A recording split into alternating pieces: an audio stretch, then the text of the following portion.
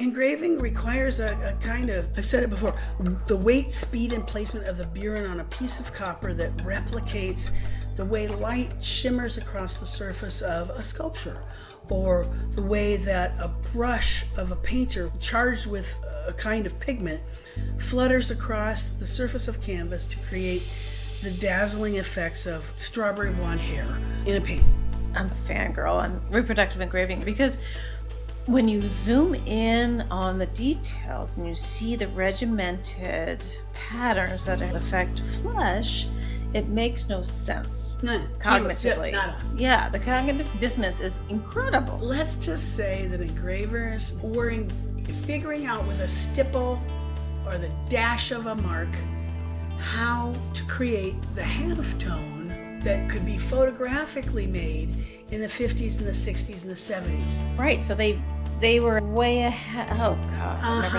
thought of it that way. This is Platemark. My name is Ann Shafer, and I'm an independent curator specializing in prints and printmaking. You have found us at Series 2 of Platemark, A History of Western Prints. My partner in crime, True Ludwig, will join us in a second to talk to us about reproductive printmaking. One can't really talk about prints and printmaking in the West without talking about reproduction. So it's a topic that goes all the way back to almost the beginning. It's a core part of prints and printmaking and their history. So hopefully you'll enjoy it.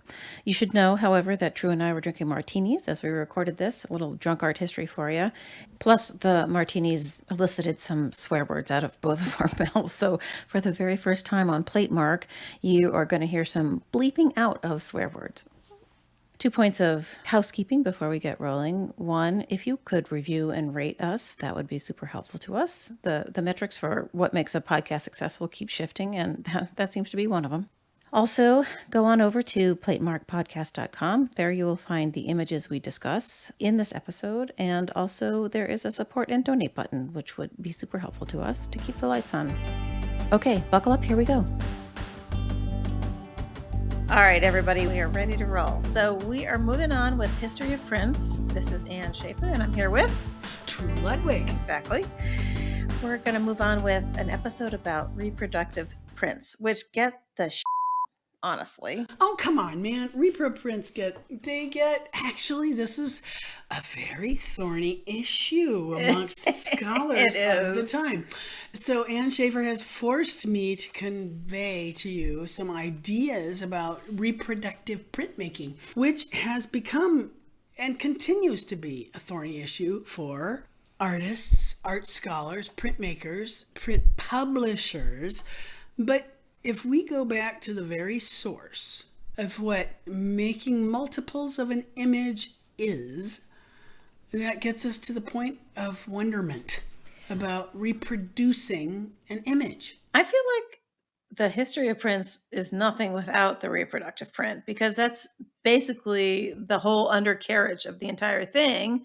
And it's a wide open field for people to study. Absolutely. And what's also interesting is the reproductive print. Listen, you need to completely erase anything in your brain that you have picked up from your phone, the street, the TV, any screen, anything you have clapped eyes on. You need to go back to a time when you have 0 images in your life. That's hard to imagine. No, you can't even, we can't even begin to comprehend the concept of an image-free life.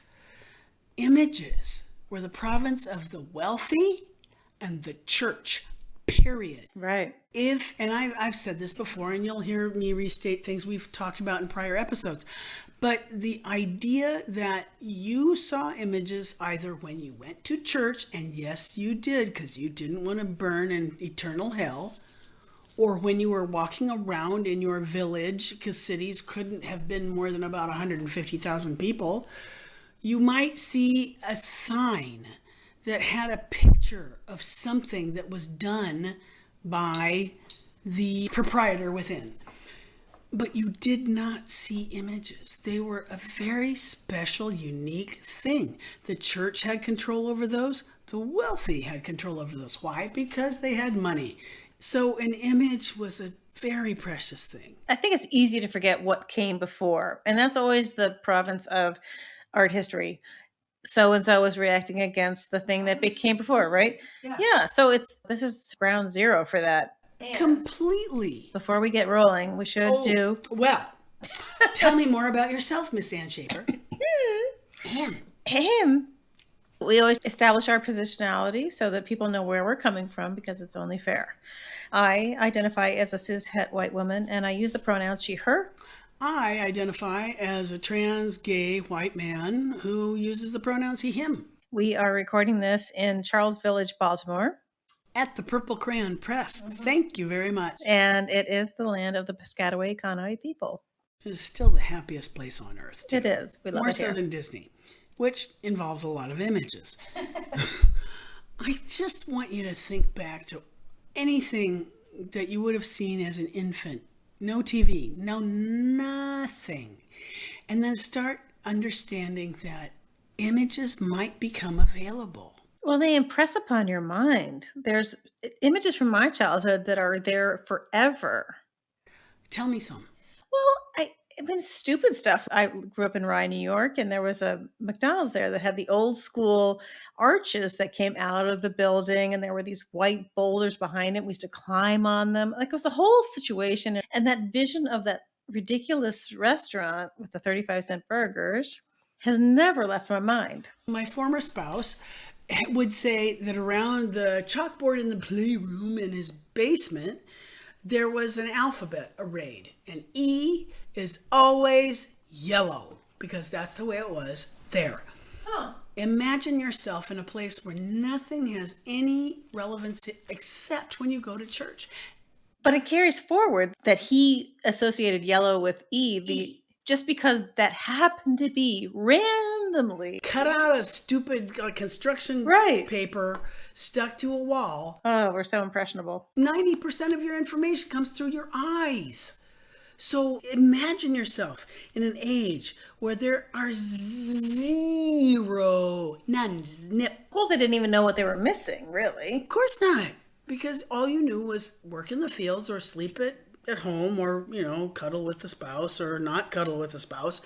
But you have no images. The problem with this whole topic that we're going to discuss today is that the modern or the contemporary viewer cannot even begin to understand what the concept of number one, an image, but number two, the concept of air quotes, reproductive image was to people of the time.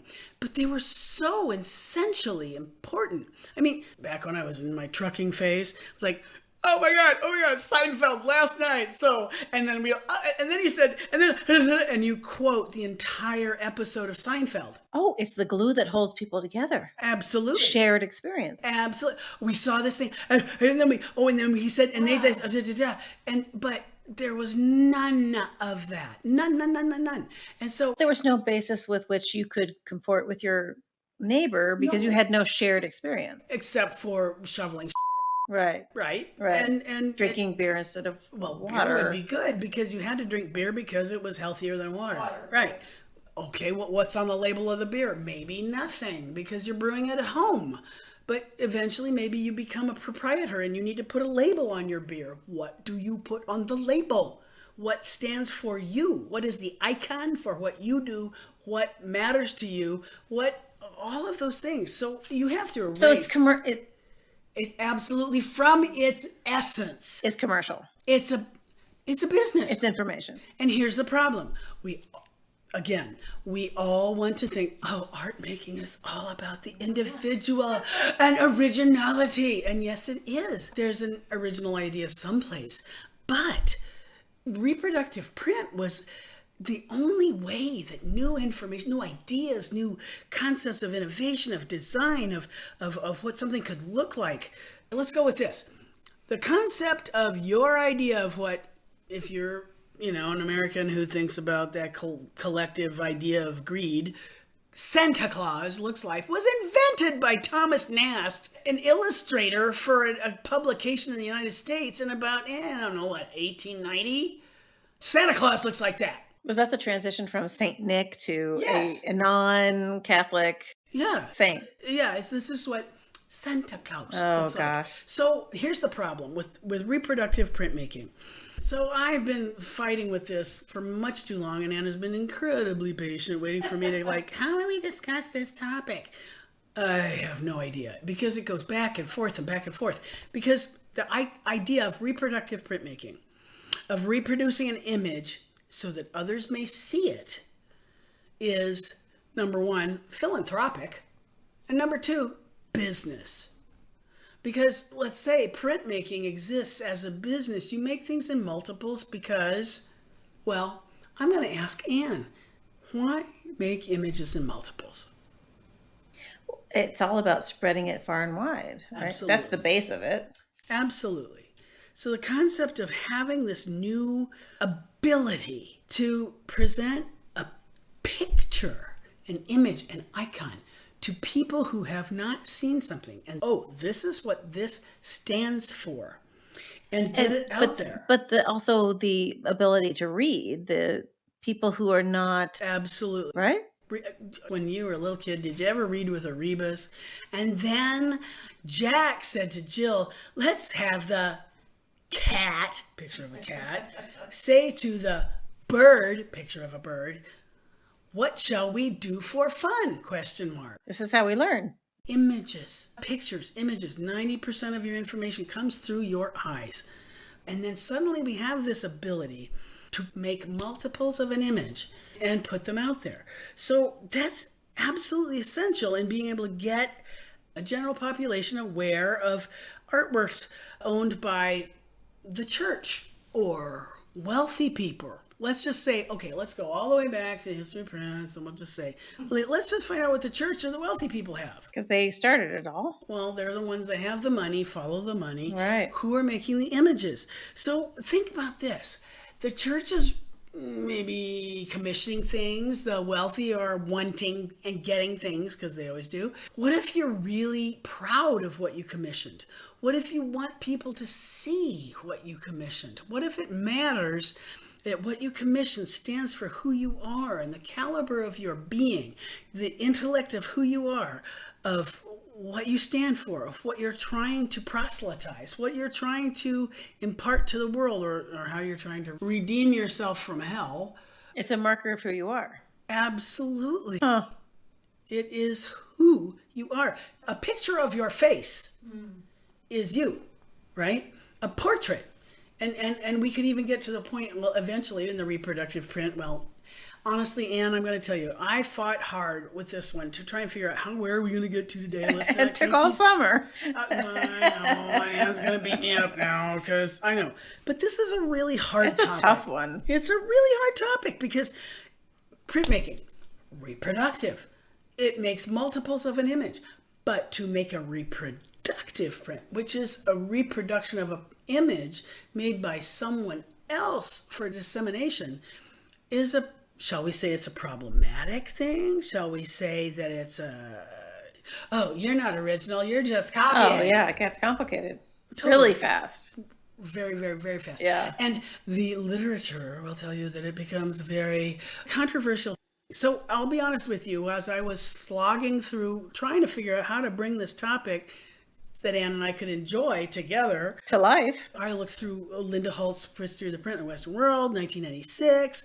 But I will say that the other book that I bought, thank you very much, online for far cheaper than it would have been otherwise. There's a book that was written by Rebecca Zorach and Elizabeth Rodini of our Johns Hopkins University. It's called Paper Museums, Reproductive Print in Europe, 1500 to 1800. It was published in 2005. Now, that's 9 years after Linda Holt's book. And to be honest with you, even in the time since then to now, which is actually... That seems like a lifetime between Linda Holt's and Elizabeth's book. It is. And that's what, 9 years? That's crazy. But 2005 to now, well, that's 5 minutes, or how many years?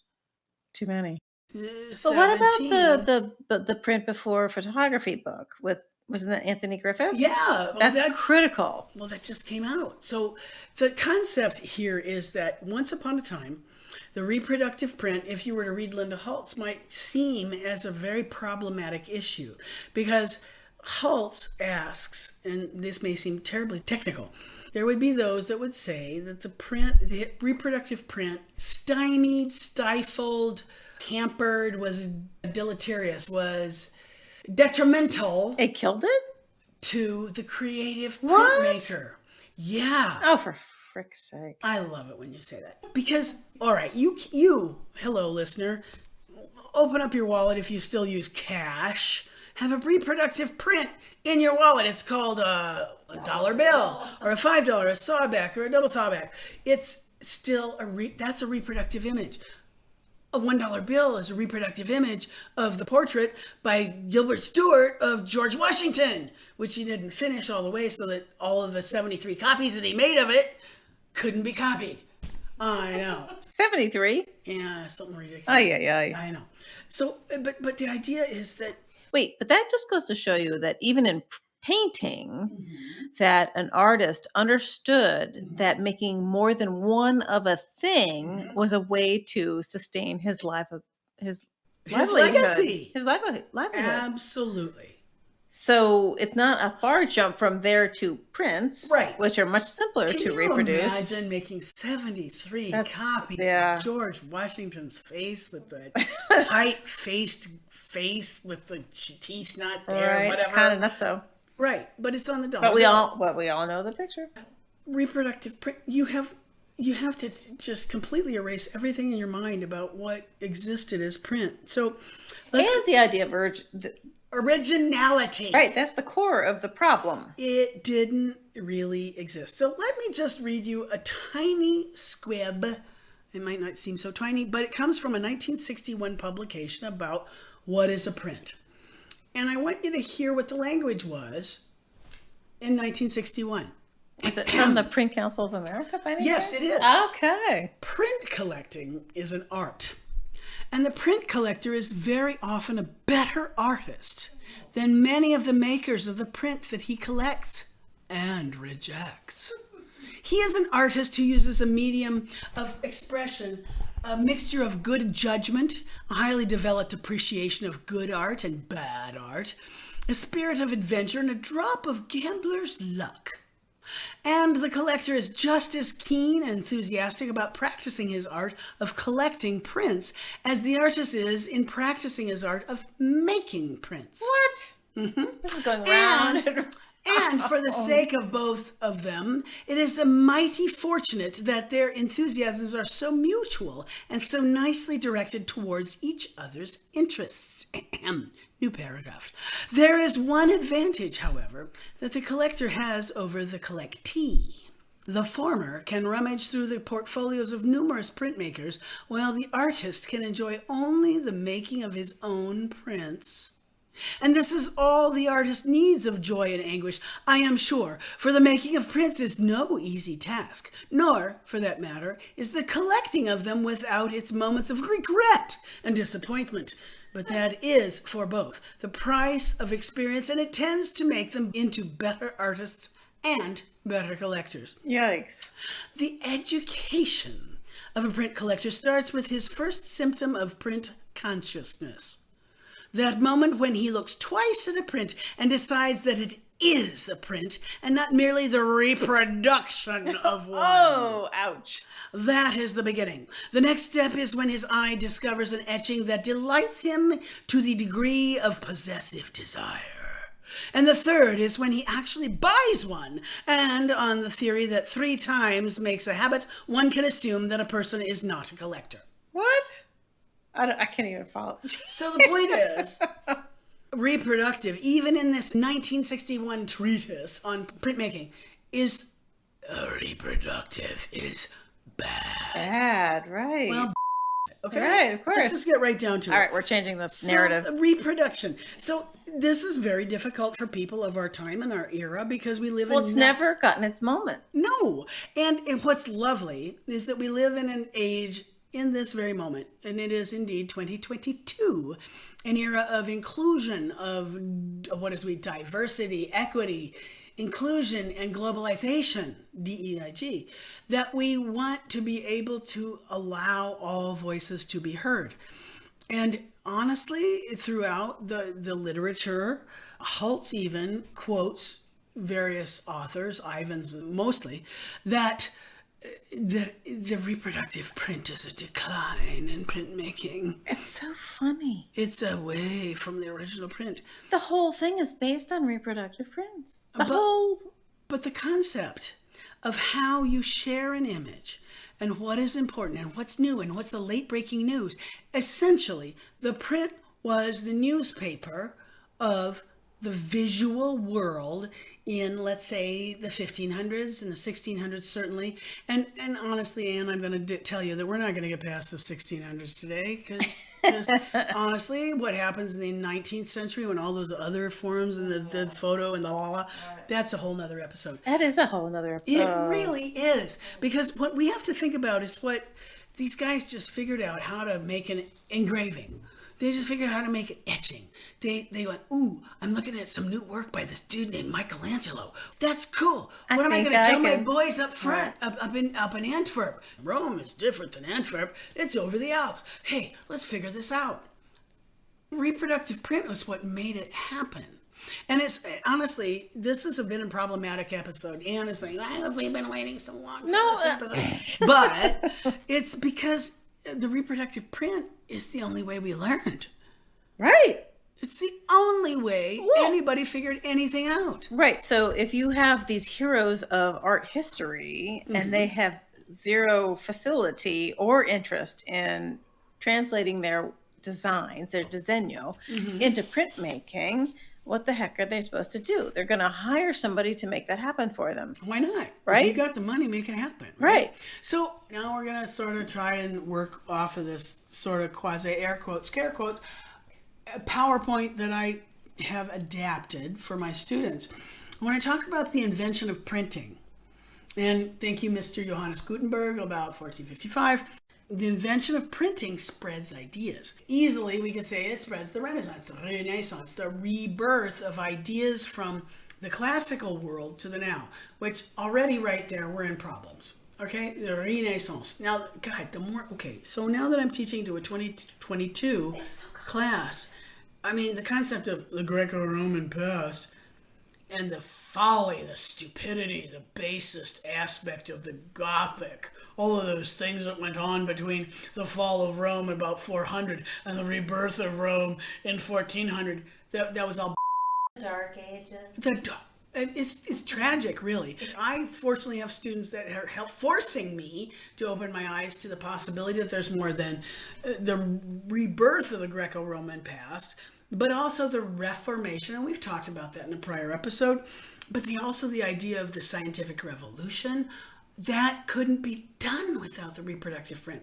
We've cooed on about how brilliant Vesalius in 1543 with his On the Fabric of the Human Body, when he published this first really astonishing treatise on the human body with woodcuts that were possibly designed by Titian, of the human body being dissected layer by layer by layer.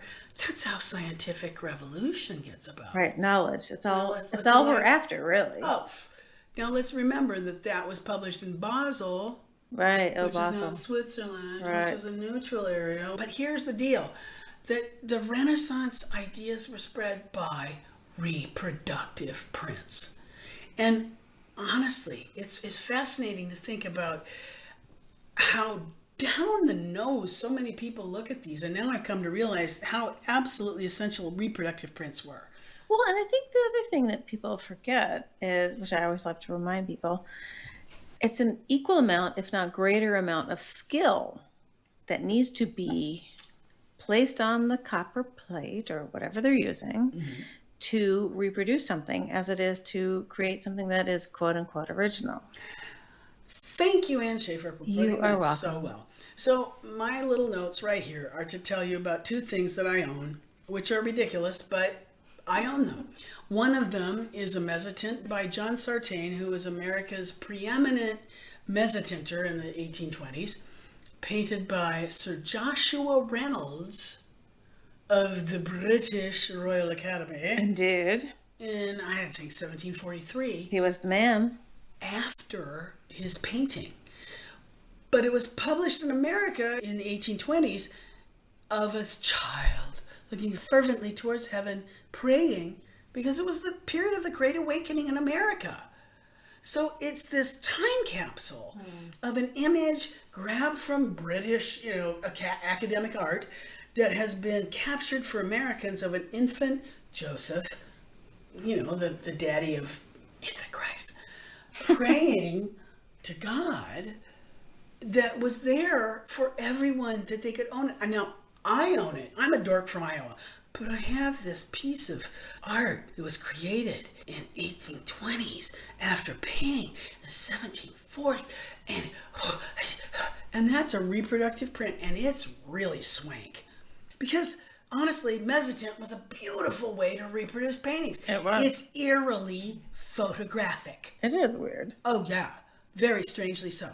The second was a print that I bought when I was writing my master's thesis for art history. And I was writing on Rosa Bonheur's Horse Fair and its popular acceptance in America. And I thought, nobody's heard of this stupid painting. It was painted on a woman artist in the middle of the 19th century. She was French, blah, blah. And I mentioned it to my mom, who was born in 1927. And I mentioned it to my mother's husband, who was born 13 years prior to that. I said, it's Rosa Bonheur. Oh, they said, the Horse Fair lady. I went, what? They knew. They knew. Oh, wow. Why do you know that? She, oh, there was a print of that over our piano. Oh, we knew that. They showed it in school. Are you kidding me? Reproductive prints of Rosa Bonheur's Horse Fair, which is now the Metropolitan Museum of Art, that was such the thing in the 1930s. Kids in the Depression were looking at this painting by a woman artist who was painting it in the 1850s in France, of all of the kinds of big draft horses that were pulling the plows and forging the plains of the Midwest in the 1930s. And I have this silly little lithograph of that painting. That's a reproductive print that was made after the painting was sold to America. I don't care. I just know that it's kind of like having a little piece of Elvis's hair. That reproductive print gives me a tie to something that was made by someone who had a different kind of vision in a different time and place that resonates with me. That's thrilling. And it doesn't matter that it's the original painting. I can't have the original painting. And let's say I'm from Iowa, and I never get to the Metropolitan Museum of Art when Cornelius Vanderbilt bought the painting in 1887 in Oxford. I didn't write my thesis about it. But he gave it to the Metropolitan anonymously. He did? Oh, yeah. Interesting. In the papers, it said, and the world waits with bated breath to find out who purchased the painting at auction. And then suddenly it's donated to the Metropolitan Museum of Art, which was just being founded in New York, which, what does that do for Cornelius Vanderbilt? Raises his Cha-ching! Yes. It makes him a good human being. Right? And so the idea of reproductive prints and how they elevate those who commission them or own them or understand them, so they understand that what they're seeing is important to who they are as an individual, who they are as a society, who they cater to, how smart they are, what their legacy is for the future. That's the thing that a reproductive print can be. We've talked about a variety of print techniques. Engraving is the thing that reproductive printmakers will use to emulate ancient sculptures or contemporary sculptures or ancient paintings or contemporary paintings. And the thing about engraving is that it's that exacting practice of inscribing down into a plate with a burin and translating something that's either in 3 dimensions if it's a sculpture or 2 dimensions if it's a painting into something that you can see in black and white. How do you transcribe the world that you live in? Atmosphere, light, shadow, shade, mass, bulk, color, if it's a painting. How do you transcribe that into something that is a handheld object that you can look at? And you go, oh, yeah, That's a sculpture from ancient Greece or Rome. And it is crazy that they somehow latched onto engraving as the method of doing it. Well, let's think about it. Engraving is so long-lasting. It plows down into that plate. True is making the motion of swells and tapers. I wish you could understand the swells and tapers that I'm plowing down into the plate, as opposed to just biting down with an etching. Engraving requires a kind of, I've said it before, the weight, speed, and placement of the burin on a piece of copper that replicates the way light shimmers across the surface of a sculpture, or the way that a brush of a painter charged with a kind of pigment flutters across the surface of canvas to create the dazzling effects of strawberry blonde hair in a painting. I think that's what makes me the most, I don't know, I feel like I'm just like a fangirl on engraving, reproductive engraving in particular, because when you zoom in on the details and you see the regimented patterns that have been put in place to affect flesh, it makes no sense. None. Cognitively. Nada. Yeah, the cognitive dissonance is incredible. Let's just say that engravers back in like 1550 they really were figuring out with a stipple or the dash of a mark how to create the halftone that could be photographically made in the 50s and the 60s and the 70s. Right. So they were at way ahead. Oh, God. I never thought of it that way. And here's the thing. There are those that would say reproductive print. Well, engraving lends itself to reproduction, all right? Because it can capture those nuances, and it came first. It came before etching. Etching, by its very nature, is autographic. If you've ever signed a check, if you've ever pretended to sign your Visa card on a blah, blah, blah thing, that mark that can be made as an etching is liquid and easy and free, and it's cursory, like cursive. But engraving is nothing like that.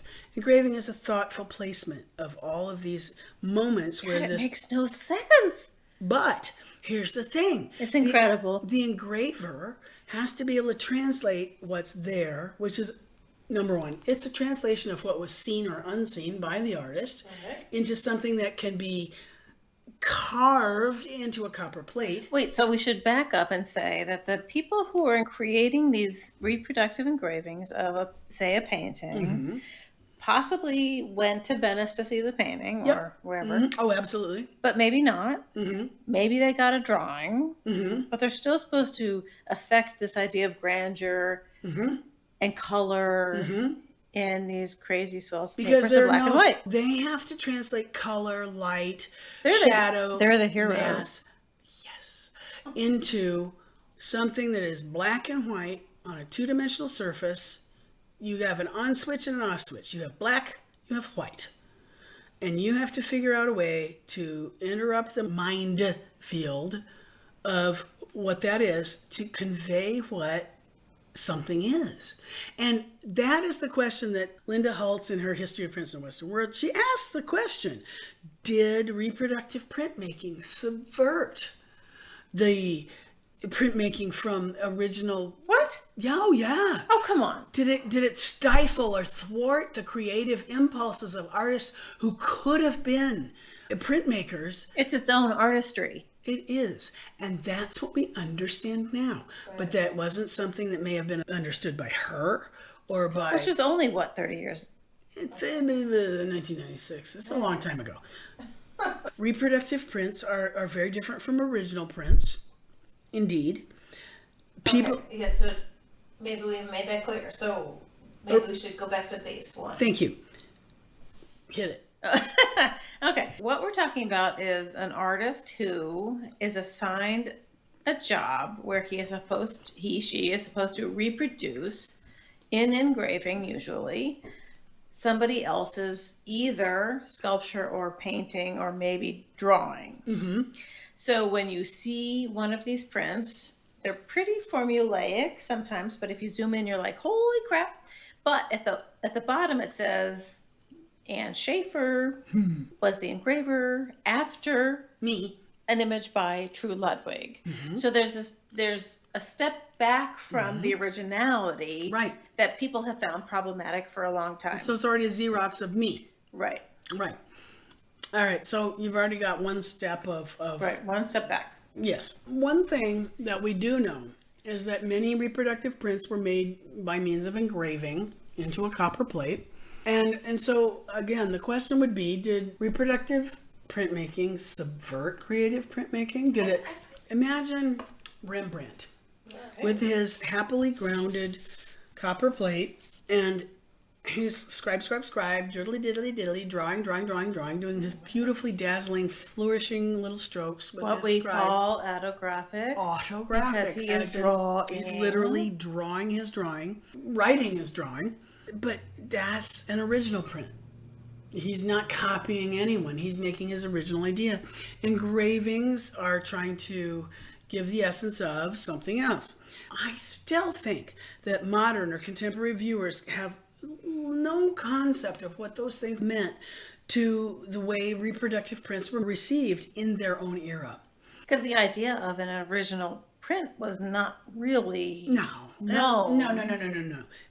it wasn't that. We hadn't figured that out yet, right? And remember also, just the concept of making prints is a business. If you're going to make more than one, you're making prints. And if you're making prints, you either really mean what you're saying, or you're trying to make money, or hopefully maybe both. Look, the reason we're doing this, for people who don't quite get why we're doing this, is to share our love for the print world, but also to make clear why it's critical to our understanding of humanity and our human history, our shared human history. And the thing that made this so tricky for me, I mean, obviously, Anne and I have taught history of prints 15 years at least together. This is a really wrinkly topic. Various scholars really look down their noses at the concept of reproductive prints. But if you think about what service the reproductive print was offering, it's phenomenal. One of the things I was hoping to establish with this was starting with some of the concepts that are offered by Haltz in 1996, but then this wonderful exhibition that was put on in 2005 of paper museums.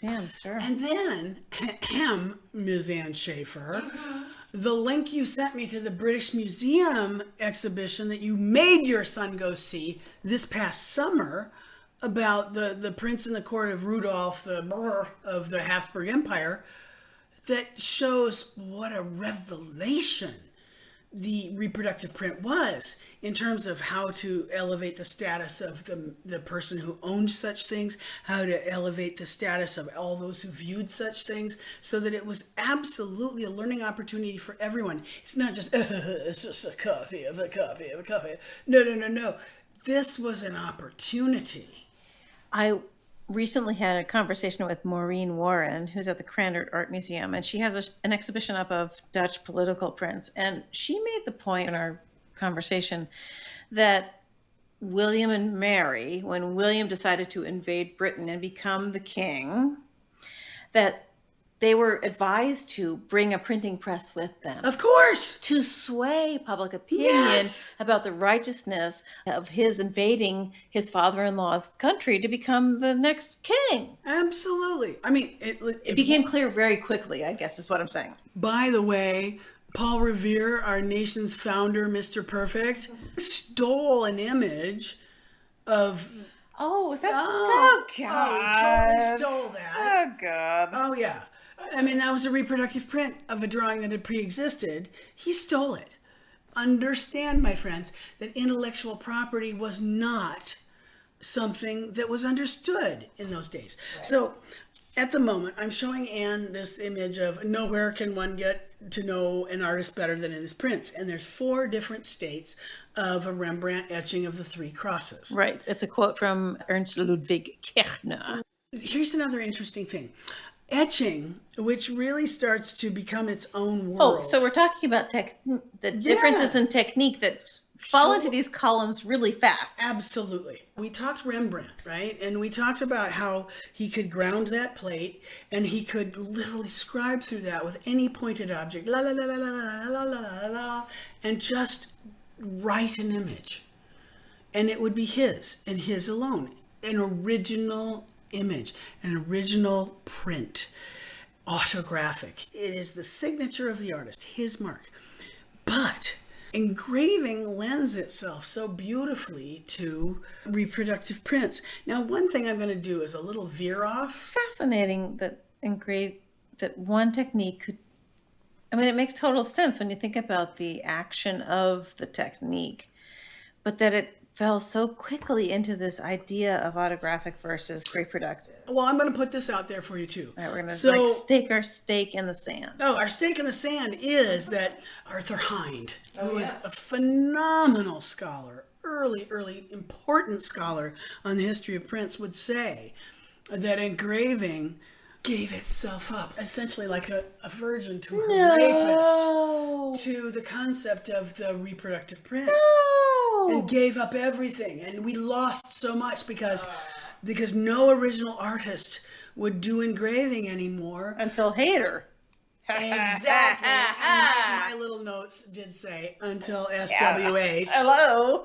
Well, duh, because that's Anne's world, but it's true. We'll get there. But it's true because the concept that engraving is a tool, like a scroll saw, for making something happen. And yet it was Hayter who revitalized that in the 20th century. Right. Well, because they butted up against photography. Correct. But that's the 19th century. Right. They haven't gotten there yet. So one thing I wanted to remind Anne about was of the 15 years when we were teaching prints, history of prints, was the final project for so many students was that they were required to replicate a print that they had seen in person at the Baltimore Museum of Art as closely as possible to scale with the same exact materials. So for instance, at the moment I'm showing a wonderful print that was done by Aaron Womack of a little goby, a little dwarf person that was created by Jacques Callot. And I have the copper plate. Oh, you have the plate? Dear Aaron. have no idea what I've got left. So it's absurd. Somebody's got to clean this house out. I have to tell you, the day when the students had to come forward with their product was just the best. Oh, you mean the last day of the semester? Best day of the semester. To show what they'd learned. Yeah, so fun. Yeah, because they're like, here's what I saw. Here's how I recreated it. I had to, in this case, use the exact same tool that the artist Callot had used to replicate the movement of an engraving tool to look like it, blah.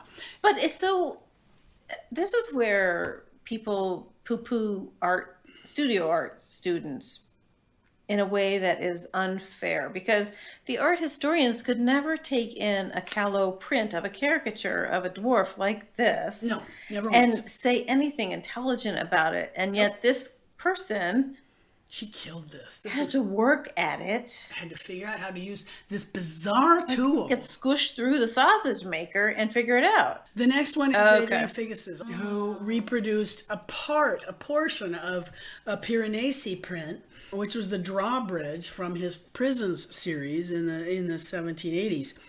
And wait, Adrian Figgis, that's our favorite Northampton yes. Adrian Figgis. Yes, this is Adrian Figgis's. Love you, Adrian. Wouldn't you say this is a reproductive print? I'd forgotten about this one. That's why I'm showing you this. So long ago. Oh, it was the very first year. Look how exquisite this is. Adrian, well done. Oh, come on, man. You can see that this is really exquisitely understood. We haven't gotten to Piranesi yet. Oh, we will. He'll be an episode by himself because he does these very sort of staid, views of Rome, but then he goes into his imagination in ways that you would never, ever expect. No. And which you see on the screen when you go see a Harry Potter movie. Oh, God. It's incredible. This is totally Gryffindor. It's incredible. That's the Stairways of Gryffindor. Yes. But is this not a reproductive print? It is. And it is a way to learn exactly what the artist was doing with what tools, using what media, how hard do I push, how long do I bite it, what scale do I use.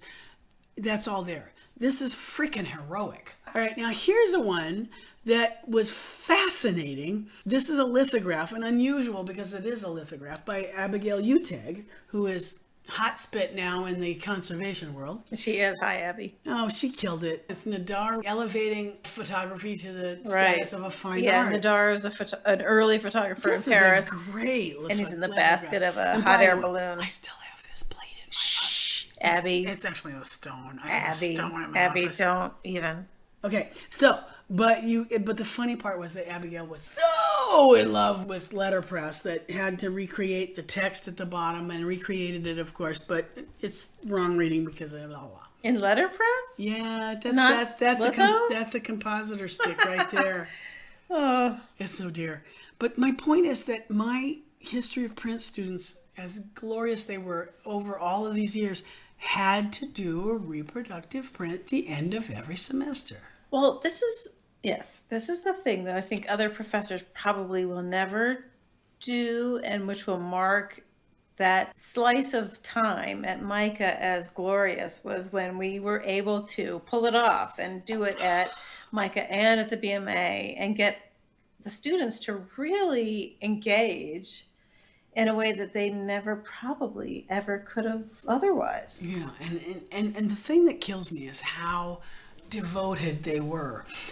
If we think about the devotion of them to this task of reproducing an artwork, in this case I'm showing a woodcut by Kandinsky that Shane Darwent reproduced, which should have been in reverse but wasn't. Come on, man, he freaking killed it. It looks really close. Yeah, and it's a Kandinsky of a rider on a horse, like the Blue Rider. This is a beautiful 1, 2, 3, 4 block woodcut. But the question is, because the assignment was either copy something that you fell in love with, or take several aspects and make them your own. Correct. That you got a very different. You could get, hey, I'm going to reproduce the Callo Stefanasa Bellingissima, or whatever. Mm-hmm. I can't even say it. Or something that would be so meaningful. I'm a film video major, and I've never made a print in my life, but I'm going to recreate the rape scene by Kollwitz with a video that I've made, and do it in incredible. And that was a reproductive print too. To reproduce something faithfully was one thing, but to take some ideas and twist it through the sausage maker into your own idea was a whole other level. And we saw some glorious things in our 15 years. Oh, buddy, did we ever. We did. I mean, 15 years of, God, there 30 students or 25 or whatever the numbers were. Let's just say that there were 20 per semester. That's a lot of students. It's just amazing to realize what these students accomplished. Here we have, it's Klinger being restated by Kelsey Beyer. Oh my God, Kelsey. Yes, it's Kelsey Beyer restating Seduction. Dude, this is an aquatint of the highest order. This was 2005. It was? Yes. Look at this. I mean, it was like, it's a little too dark. Yeah, it's a little too dark. Kelsey, good job. But the thing that I think gets missed, I think when people are in school, or they think about students being in school, they think that the professors have it all together. Right. Right. And so every semester that we taught history prints together, we would take the temperature of the group, if they were engaged or not. There was one semester we were like, screw them, we're not doing this again. That's right, 2014. We worked too hard you didn't appreciate it. But the beauty of it is that you as the professor, and me as the person who presented some things to them, could get them to engage in a way that took them down this path that they never would have gotten in a regular liberal arts situation, right? No. I mean, art school sounds like a bunch of hoo-ha to most people, my husband included. Indeed. Right? So, but I have always said, and you'll have heard me say this before, artists have different brains. They think differently. Yep. And the importance of nurturing that ability to take ideas and twist them into something else is important, And it should be honored. And honored, and then you press it out into the real world. Right. That's what makes us move forward as a society. Right. These students, We had some amazing students over 15 years. I had to throw these in so you see these reproductive prints that our students made. Oh. I know. Lysandra Del Campo. Oh, gosh. Knew that day one. She already read ahead in the book. She looked at Lovis Corinth's death and death and the artist. Lovis Corinth is crazy. Lovis Corinth, brilliant artist, who'd had a stroke. Yeah. And had to completely retool his whole way of making art because his hands were impinged. Right, he switched from right to left. And she completely nailed this as a dry that. point. Oh, yeah. So the concept of becoming the artist as the print maker, how do I put this in a plate? You're subverting yourself to the will of the initial artist. It's not about you. It's about the artwork. But it's about taking what you can from that. And I mean, it's almost like you're like this swirling light being and you're sort of wrapping tendrils around yourself. And then you suddenly settle down and you say, okay, I got it. Yep. And the whole time you're saying, I don't know what I'm doing, but I'm trying. Right. And I'm really sitting there saying, you got it. Because I have complete faith. I watched this young lady. I watched her come in the second day of class. I know what I'm doing. Wow. Nobody does that. They don't know that crap. This is like 14 weeks later. She bam, and she slams this thing on us, and it's brilliant. And is it the first dry point she's ever done? Yes, it is. And that's believing that what you're seeing is something worth reproducing. Well, yes, you've said that many a time that you have to want it. And it's not just taking a pencil to paper. You have to work at it. You have to plan it. You have to be careful. It's unforgiving, but you have to have conviction. Courage of your convictions, the passion to do it. Now, we'll see some examples of engravers who figured out the system to reproduce things that they saw in an original painting. I find that amazing. It's absurd. I feel like we should create a palette of different versions of how to make marks, just to make an example of what that looks like. Because it's still about having let's be honest, your body needs to exert pressure with a particular tool on a particular surface with a particular, let's say it's acid, let's say it's an engraving tool, let's say it's a lithographic pencil. You need to figure out what does it. And here's the thing I figured out, that the reproductive printmaker is equivalent to the master printer these days. Oh. Because the master printer isn't there to exert their own ego and create their own image. The master printer is there in the studio with every skill they have in their back pocket. They know they've got an arsenal of knowledge that they can bring to bear for you.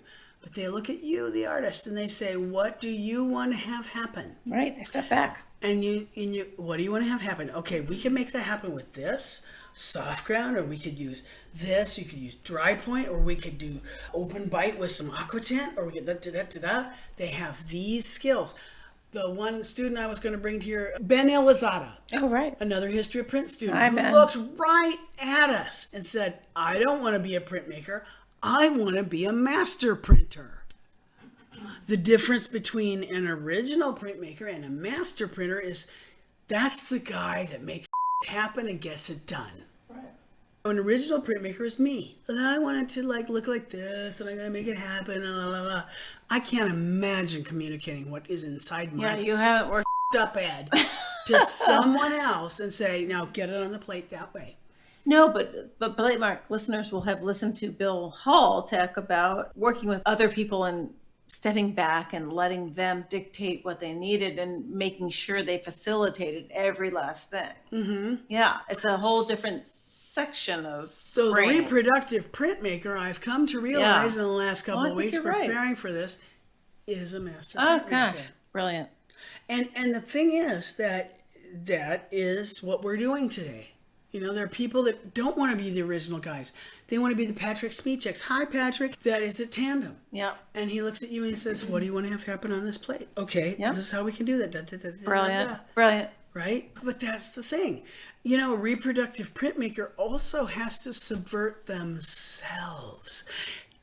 I don't know if there are moments when I could be... Oh, you could do it. I could do it. I mean, okay. Admittedly, I would happily do reproductive printmaking more than typing in degree plans for advisees. Yes. But if we arranged for an artist to come and make use of the purple crayon press, you would go out of your way and bend over backwards to make sure that their experience was productive. Of course. Right.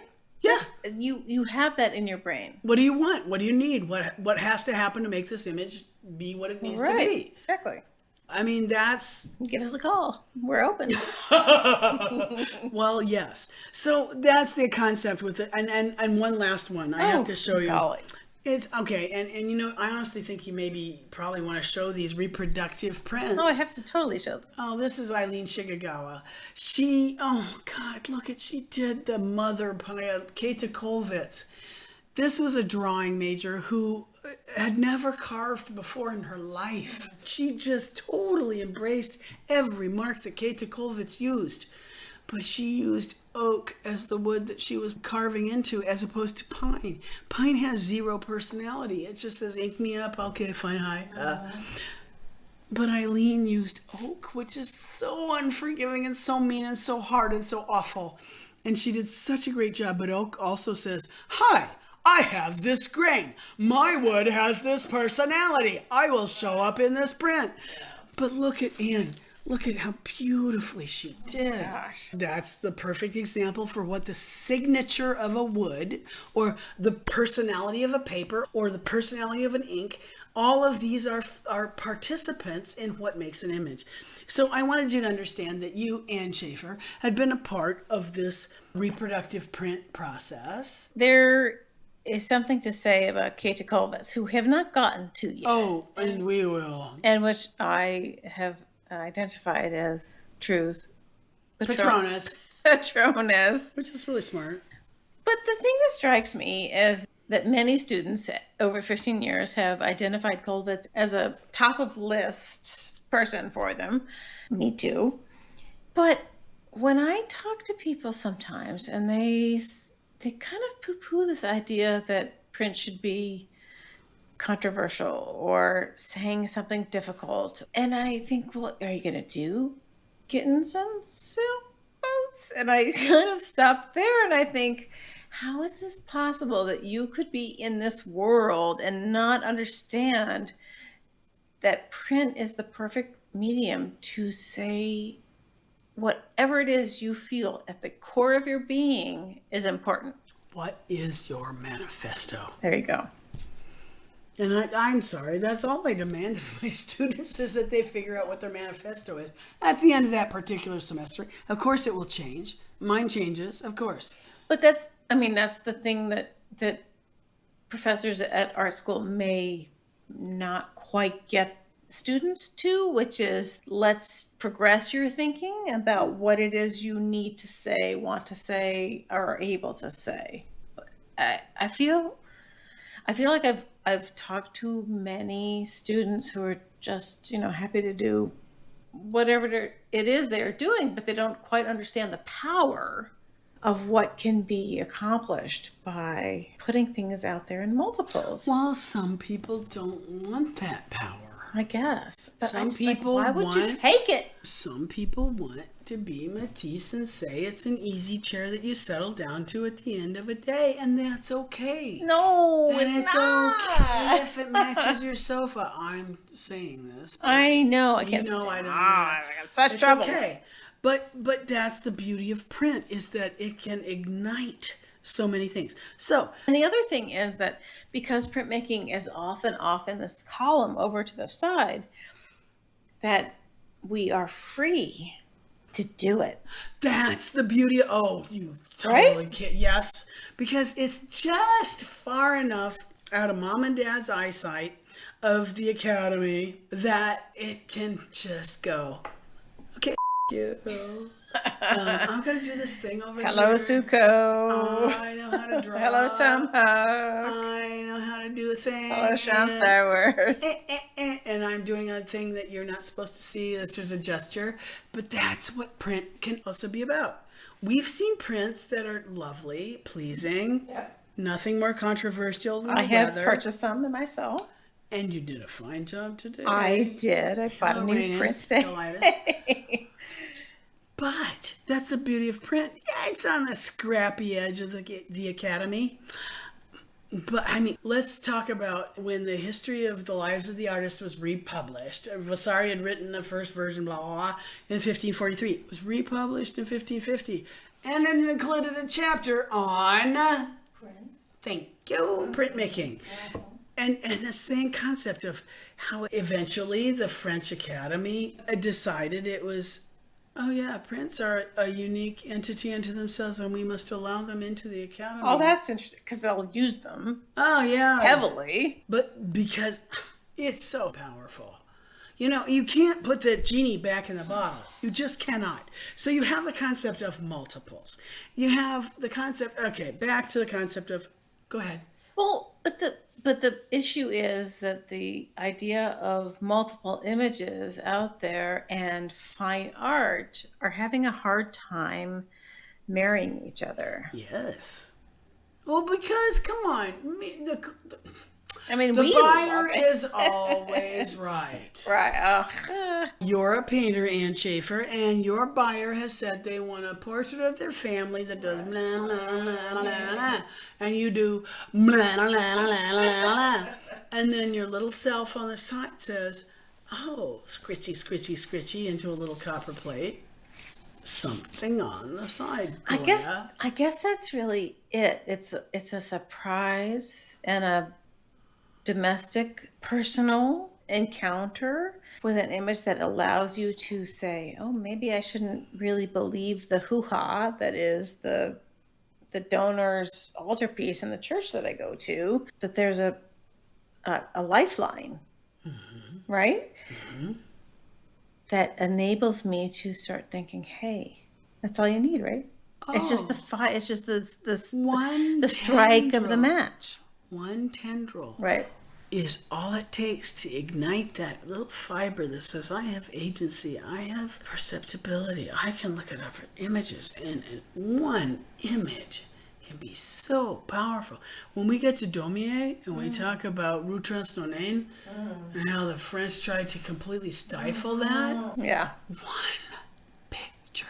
Yeah, that's I think the thing that people who are giving you the history of Western painting don't quite have under their belt, right. Which is these flashpoints. Oh, I love that term. Flashpoints is lovely. And the concept of, well, okay, so let's say that Holtz, because she wrote the History of Print in the Western World, 1996, had said that reproductive print was, and like Hind, it's like, everybody gave up so much to the original print. No, they didn't. That makes me nuts. They're two worlds. And the beautiful part of this, what's your pronoun today world, is that what was it that was intended? Well, we have no idea what was intended, but what was the possibility is a beautiful thing that we can now pay attention to. Here's the beautiful part. Once upon a time, everything that happened before 1400 was garbage. So all of that medieval crap, all that Gothic crap, all those beautiful cathedrals streaming heavenwards, hand-carved, lifted by horses and human bodies that had carved it all by hand, that was all crap. Because it was only okay until the resurrection of the Greco-Roman Empire. The concept of ideas that were 1,000 years old that were acceptable. What's hot? What's now? What matters? That is a good point that the print people are on it. Yeah, because it's way more than the esoteric, I'm going to carve the blah, blah, blah. The concept of the print is what's happening now. Right.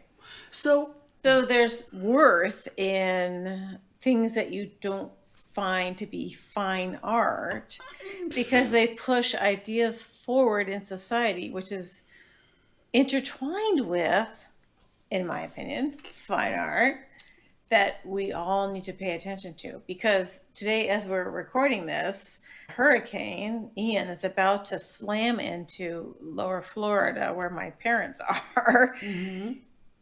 And you can't, well, you could, and people do, sit back on their sort of esoteric laurels. But the real truth is that art and society and current events are intertwined and should be and will be forevermore. And it doesn't mean it's lesser. Oh, no. And your word of flashpoint is so brilliant. You say flashpoint. I say this as the kid of a journalist who wrote for the Des Moines Register and Tribune. What's happening now? And prints say that. A portrait of you on a horse doesn't say that. But a print of the moment can. And even if it is a reproductive print, it says, Who cares?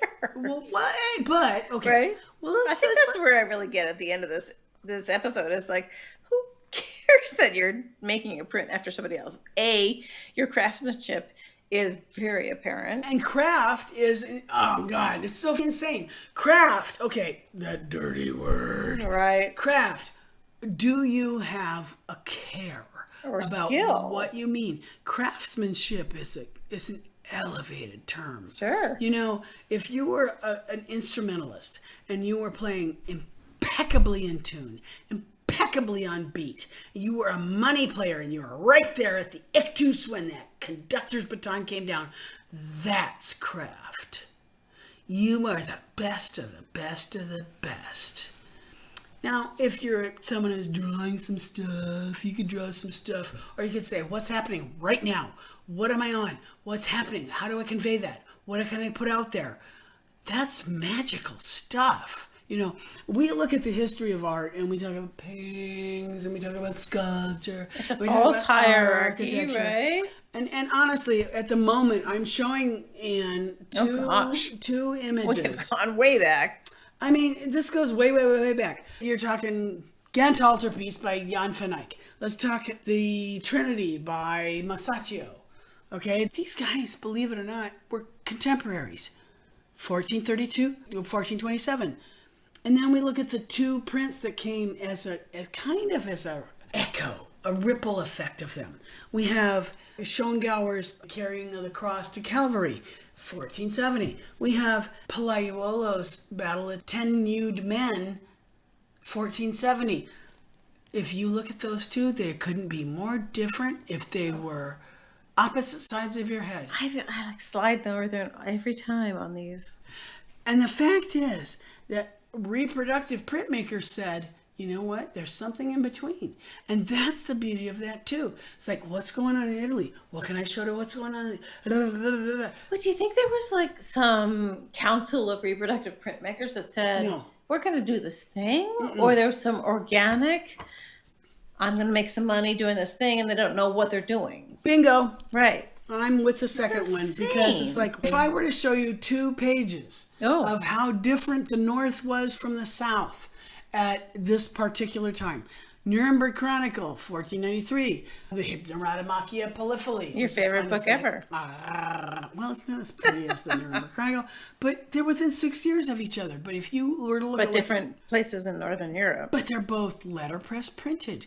They're both employ woodcut illustrations. And this is a good opportunity to remind people that we're dealing with Western Europe. We're not dealing with the Americas, South America, Far East Asia, Russia, India, anything. It's Africa. An insanely narrow cast. It's very narrow. But honestly, I'm doing everything in my power to broaden that and involve. It's tough. It is, and because they control. I'm an old white dude. What can I say? They control the narrative for the next 500 years. Do. Well, they do. But you're so right, because that was the other thing that was happening as I was trying to come up with, what do we talk about with a reproductive print? Everything has changed so much, even from 1996 to the present, which is lovely. absolutely lovely. The reproductive print completely stifled and stymied any original artists until... And then now it's like reproductive print opened people's minds to what was possible with the best possible practitioners of that craft. Nobody's better than Goltzius and Holtzius. Sandradam, there's tons of Mueller, all of them. All of those boys made it visible for others. And, let's be honest, that was not like, I'm going to go be making this visible to others. That wasn't their thought. That was probably Prince Rudolph II, Habsburg, blah, blah, blah. That's not the point. It's like, I'm going to do my job. I'm going to show up. I'm going to make my best mark. But here's what will happen. They didn't know. They had no effing clue. Come on, people. I'm in my swim lane. And I'm in my lane. I know, dudes, I know what I want to make, and I want to make Ann help me print it. And I can't enforce that on anybody, but I know what matters to me. But that's all part of the originality part of it. But to think about the publication of books, ideas, the various differences in how the North was thinking versus how the South was thinking. The North was trying to make their books look like manuscripts that had been written by hand. The South was like, okay, we really want woodcuts that look good, that look crisp and clean, and we're going to use this new thing called New Roman. You know why we're going to call it New Roman? Because it looks like the we're seeing on our monuments. It's New Roman. You know what you call it now in the 21st century? Times New Roman? There you go. How convenient is that? It's probably your default on your computer. And there you go. The thing that continues to amaze me is that I love the politics and the machinations of the market and all that stuff. But when it gets down to it, I just want to zero in on the goddamn mark making. Oh, that means you're an artist. I guess so. Yeah. You're a curator, but you want... No, but come on. You make some... I think I might be an odd curator because I make really... some zesty watercolors. Thank you. I really... What's about the mark? Love understanding what the artist was doing. Hits right. The matrix. Right. So today, as I came over to record this with True at the Purple Crayon Press, I received in the mail today a tube from... Rainis Galaitis. Yes, from Latvia, from an artist named Rainis Galaitis. Who's not even 30. Yes, he's a youngster. He's great. Yes, but he's been making these engravings, and he made a self-portrait after Claude Milan, which we haven't gotten to yet. But any of you people who are print aficionados will know the Claude Milan portrait of Jesus Christ the true face on the Sudarium, which 1649, which is a single line starting from the nose that spirals out. So Rainis did this incredible portrait of himself, holding an iPhone. Yes. So these things came in the mail today, and we unrolled them and just kind of drooled. I mean, we almost kind of. That would have totally been a final project for History Prints. Right, exactly. Absolutely. Yeah, so the question is, if you're an artist, do you adopt an quote-unquote old school method of making, engraving in the reproductive sort of pattern style to create these incredible works? And do you get noticed for it? Like, how do you break through the noise of conceptual art of the New York crappy gallery system? How do you do it? And so for me, as a print curator, I hope that I allow for, and I've talked about this before, that tiny little narrow sliver of pie that is the contemporary, blue chippy, whatever, that most quote-unquote contemporary people go for. There's, 95% of the art world that is making work outside of that. And Rainis Galaitis is one of those people. Oh, no, that guy is authentic. He's the real deal. He is the real deal. I'm actually I'm jelly. I'm covetous. I know, he's only It 30. really pisses me off. Yeah, I know. All right, we're tipping your hat to you, Rainis. Rainis, congrats. No, Thanks for the prints. He would have been in History of Prints. Absolutely. I can only imagine. Well, this is the thing that gets me. So when I meet artists who are working in these modes that are a little left of quote unquote contemporary, and I just want to like say, you should have been in History of Prince with us.